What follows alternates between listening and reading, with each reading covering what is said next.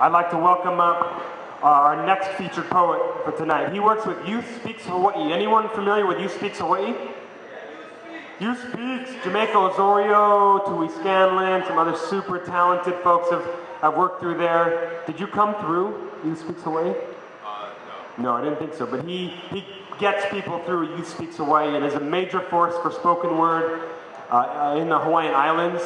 Super talented guy, so make sure you give a big warm aloha welcome to Darren Canberra.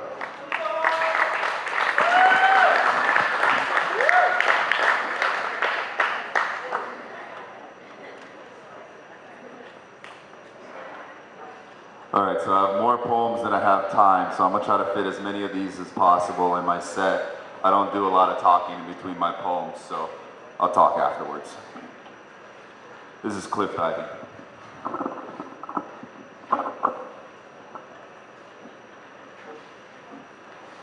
In 1795, Kamehameha threw an entire army off the cliffs of the Pali. Warriors clashed in duty. Newly acquired muskets made warfare deadly. Spears evolved to bullets, faster than flesh can react. His men threw them all off. An army of 400, fighting an invasion from the Big Island. Bodies twisting and flailing in fear or prayer, or both. They fell 1,000 feet. In the end, there were close to 1,000 feet, connected to close to 1,000 legs, twisted and bent in prayer form with faces frozen in fear, or broken, like the commandments of a forgotten faith. What must it feel like to fall like that? To be pushed so close to the edge, to be rattled so near the rim of existence, you take a step, like those trapped in twin towers, choosing a leap to escape the heat. When does the soul leave the body? I refuse to believe it hatches when the eggshell exterior meets the earth. I like to think it stays floating, free from the fall, long gone before the landing. See, some people get pushed off their cliffs, and some jump. How could flinging something living seem so easy? We assure ourselves Matt Hilo was crazy when he threw that toddler from the freeway overpass. We sleep better believing that baby Cyrus, who fell like Icarus into oncoming traffic, was a freak of nurture, like it was psychosis or narcotic that can completely cloud a human's mind, make judgments so chaotic that in a moment, muscles could actually motion a child into a concrete ocean. In 2008, a YouTube post revealed a Kaneohe Marine, born in Seattle, throwing the defenseless puppy off an rocky cliff. It was squealing in terror, yelping over desert silence, echoed by a thud. The grainy cell phone footage imprinted an image ingrained in disgust. David Matari had it by the scruff of its neck. Dangling, crouched and calm, it trusted him. A poor puppy, probably orphaned, maybe more than once, ends its life in sheer panic, pawing for a ground that's getting pulled by gravity, closer by the second square. When bodies and beliefs get thrown around like Zeus's lightning bolts, what's left to get shocked by? Where is our humanity? When Iraqi children are being orphaned and massacred daily, and it takes a fucking puppy to get people's attention, to the conditions of cruelty in our current conflict. Winning the hearts and minds of war-torn people does not mean their body parts are trophies. Looking at the tear-dipped skies, I'm trying to find connections to be seen together for a poem, but I'm using shards of violence that seem so senseless. I see flashes of stars. They look like a bright-eyed child's hope, or the blast of a bullet being forced out of a barrel. I look at constellation for constellation, and I don't want it to all connect. I like to think that God cries every time it rains because of the pain he sees tucked into the miracle of life. But if there's one thing that surfing the internet has taught me, it's that if God could see us now, like if God watched us on YouTube, God's done crying. He's pissing on us with our own pollution, writing his name in ice caps, using his native script. And there's your biblical explanation for global warming. Like we'd even notice a global warning if God was so gracious to give the fallen a warning shot.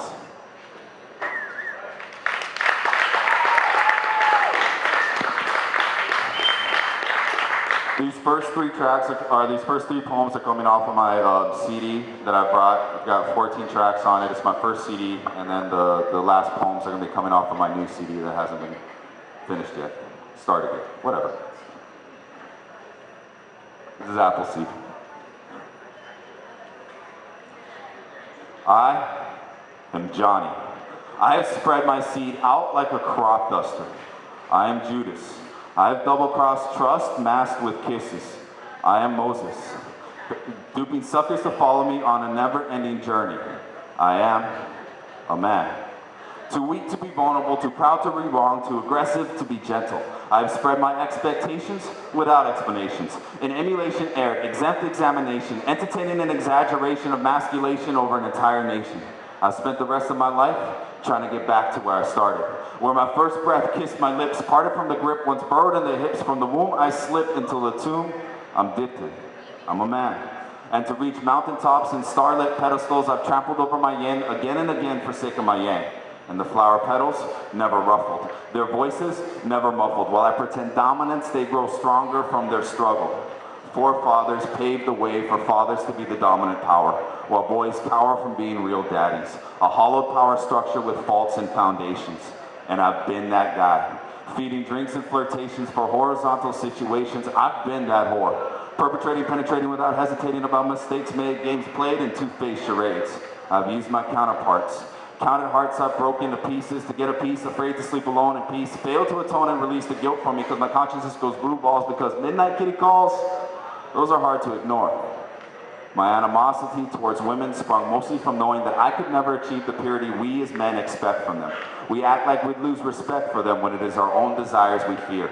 And I've worn so many masks, I don't recognize my face. I've used my dick as a weapon of mass indulgence, plunging, plugging waterfalls for my own damned enjoyment. Waking with sighs, watering eyes, I've mixed martinis out of lovers' tears. Chased with beers to drown out fears, shook or stirred by looks and leers, driven by what's in my genes or in my genes. Genetic code or man law. Because boys will be boys if they see women treated like toys and every heroine's got ridiculously big boobs. I've seen buttons make G.I. Joe's talk, but who gives Barbie a voice? And I'm sorry, but my apology is worthless because I'm a wordsmith and I know what should be said, and half the voices in my head know the chorus. See, I've spent my apology like my poetry. Paper thin, it offers little protection to the masses to amass an ego so fragile the cracks cut within. I am Johnny, abandoning saplings I'll never see bear fruit. I am Judas. My lips quiver for the soul I delivered for 30 pounds of silver. I am Moses, bearing the burden of bearing loved ones I've lost along my journey. I am. Amen.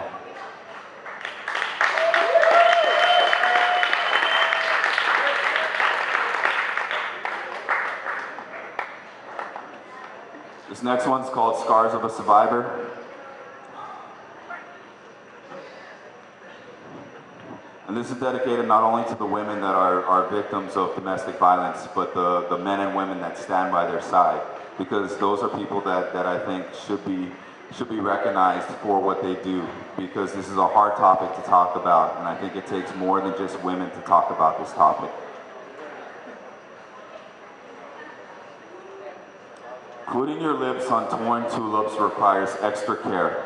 Pleasure is a delicate balance between the moment and the memories, the ones branded in the back of her brain, because sometimes locked away is the only option.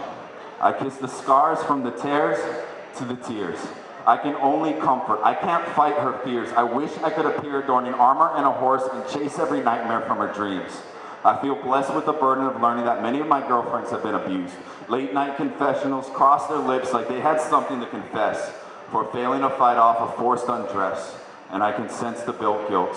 Shoulders wilt as I hold you tight like I could out-squeeze the fright. Put your weight on my shoulders. I want to lift you past the pain. Put feathers back on your wings so you can fly again, and I want to hold you. Let you know that it is not your fault. Your unheard screams deserved a halt, and as a man I stand. Branded with the knowledge that this is not uncommon, that there are more victims than we realize. And if we look at masculine attitudes with real eyes, this is no surprise. This attitude has been socialized. This isn't nature. Throughout history, we've attached shackles to our life bearers, striking a sexual sword against an umbilical cord that should have never been broken. This is for the unspoken, afraid to raise their voice like they had a choice, worried about even being believed. How many of them are told not to make a scene? And I've said it before. Boys will be boys and women used as toys if men continue to avoid our responsibility, teaching our sons, women are not our property. This isn't chivalry, this is humanity. Have you ever kissed the scars of a survivor? I've been neck deep in passion, put on pause because my paws felt like the claws used to shred her trust. I've been waist deep in lust and stopped abruptly, interrupting the passionate acts that triggered her memory lapse to the last time she was vulnerable, and I can't help but crumble. Bearing the weight, I've stumbled and I'm humbled by your burden, but I don't claim to be perfect. I've lied to lay down, messed around with emotions, trying to dam an ocean controlled by lunar tides. In between kisses, the truth gets tongue-tied. Have you ever kissed the scars of a survivor? This is a call to arms. Men, if you want to protect women from harm, respect is the best prevention. But not just for your lovers or family. Every woman is someone's daughter. Every girl victimized by a sinister mister could have been your sister. Every female friend that you've ever had has been afraid to walk home alone. Baby, I can't take the image of you being gang raped from your past. I can't erase the place that holds recollections of an acquaintance's unwelcomed instructions, or that man that failed to ask, or listen to a no, but I want you to know I'll soak up every tear that glistens off your cheek, because it must be scary to seek the touch of a man again. And I promise to listen, even if it is just as a friend. My body is shaped like the real original sin, making woman ashamed of her sexuality. Rape is a reality, where the casualties casually hide the scars of a survivor. And the only way you can truly taste their skin is to listen.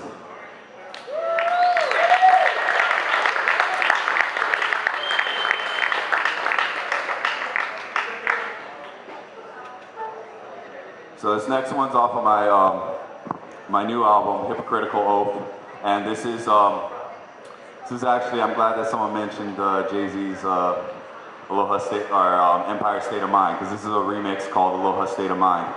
And on the album, it's going to actually have Jamaica on it, doing Alicia Keys' part. I'm not going to sing Alicia Keys' part, but it's going to be Jamaica doing it in Hawaiian, and it sounds dope. Her part, not mine. Mine's okay.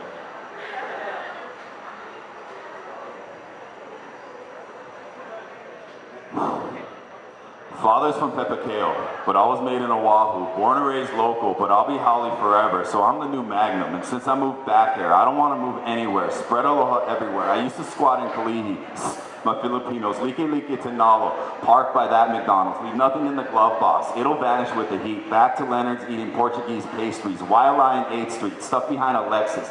I gotta be polite, my girlfriend's from Texas. Me, I'm from the H-Kai, where cops respond quickly. Now I teach in classrooms and bring my poems with me. Say what up to Tui, still sipping whiskey, big street, stadium, war is not wahine. Giving Shaka sign, warm up haka, intimidates the referee, top row, rolls a TP, definitely from Catch Me at the Arena, corner row rainbow game. Say what you like, phobe, I still rock the rainbow name. You should know I sunburn, but I ain't a tourist though. Get light skin and questions if I'm local. Aloha from the melting pot, isolated rock. Kama Ainas never, ever, ever, ever call them flip-flops. Striker Brigade, Super Ferry, Steel on Steel, all whack. We're foreigners who funnel a fake culture, no act. There used to be millions, many of them naked, diseased overseas, 80% never made it. Me, I gotta plug Youth Speaks, B&B repeat, unbelievable. While money buys politicians, I'm investing in people. Fried rice, lau lau, 3-egg moco, Mayday Parade, brother is, voice of the locals, Hawaiian independence, long live the hula, long live local trade, long live the queen from the stolen state.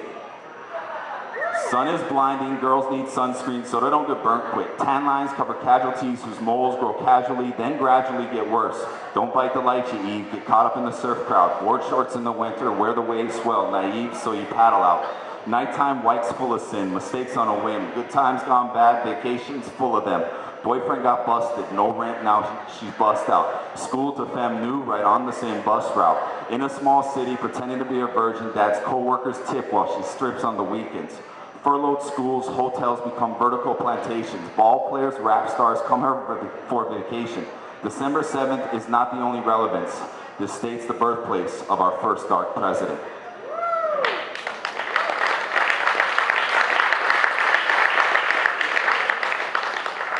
So much easier when you can stop and breathe in the studio.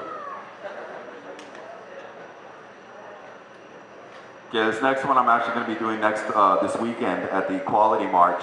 This